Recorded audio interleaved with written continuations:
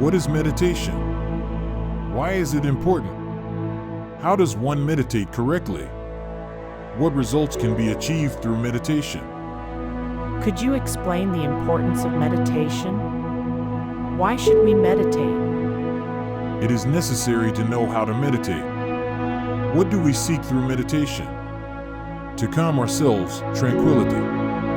What we are saying might seem very superficial, and you might object that we could calm ourselves with a bottle of wine. You might also object that we could calm ourselves by listening to a Beethoven symphony, but in reality, achieving tranquility is the most difficult thing you can imagine.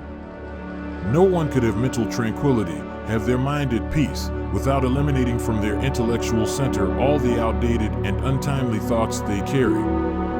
No one could have peace in their heart if they had not previously eliminated negative and harmful emotions from themselves. Very interesting. But don't we experience tranquility and peace when we rest? The mind relaxes naturally, and we experience peace. Normally, the mind is constantly acting and reacting in response to the impacts of the external world. Let's compare this to the case of a lake into which we throw a stone.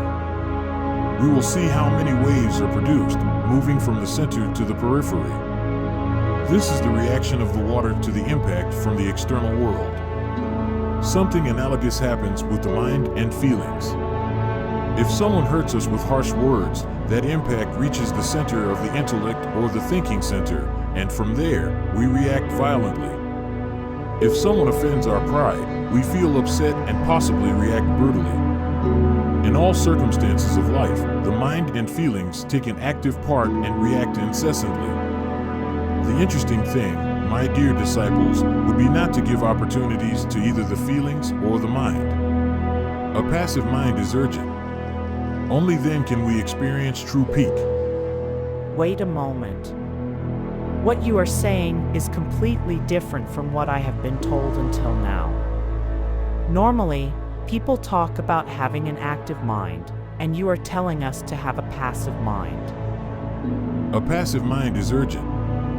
The passive mind goes against all those who say that power lies in the mind. However, the negative form of the mind is the most eloquent. Not thinking is the highest form of thought. When the process of thinking is exhausted, something new arises. This must be understood. A mind that does not project, a passive mind placed at the service of the being, becomes an efficient instrument because the mind is made to be receptive, to serve as a passive instrument, not an active one. The mind itself is feminine. We must not allow the mind or feelings to take part in the various circumstances of our existence. Interesting. And what can you tell us about feelings? Where do they originate? Through investigation and experience, I have come to verify that they belong to the ego and are intimately related to the inferior emotional center. The therapy we need to understand thoroughly to avoid any internal imbalance with external repercussions is not to allow the mind any kind of reaction. For example, if someone hurts us, we must not allow the mind to react. It would be wonderful if someone hurt our feelings often so that we could train ourselves better. The more we are insulted, the better for our training, because we will have many opportunities not to allow the mind or feelings to react. That is, not to intervene or interfere in any of the circumstances of our life.